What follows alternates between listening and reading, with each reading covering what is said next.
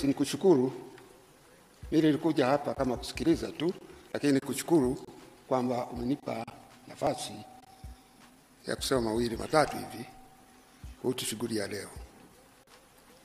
Mheshimiwa Rais, mimi nilipata heshima ya kukaribishwa na tume kwenda kutoa mawazo,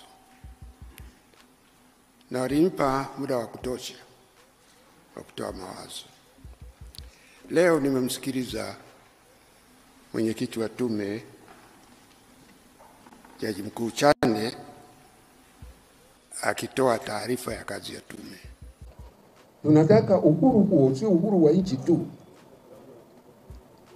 Asije akasema Tanganyika ni huru, Zanzibar ni huru, ni nchi huru. Hapana. Pamoja na huu uhuru wa nchi, ni lazima kuwepo uhuru wa wananchi wenyewe. Uhuru wa nchi bila uhuru wa wananchi hauna maana.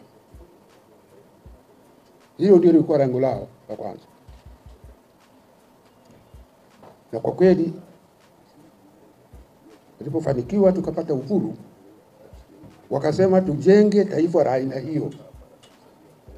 Taifa ambalo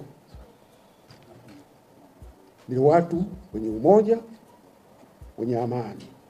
Sasa historia ya kujenga hilo taifa nadhani wote tunaifahamu. Walichukua maamuzi magumu wakati ule kubadili hali tuliyokuwa nayo. Tulikuwa tumegawanyika katika makundi mbalimbali, wakafanya uamuzi wa kutuleta pamoja. Wakaondoa ubaguzi wa kikabila,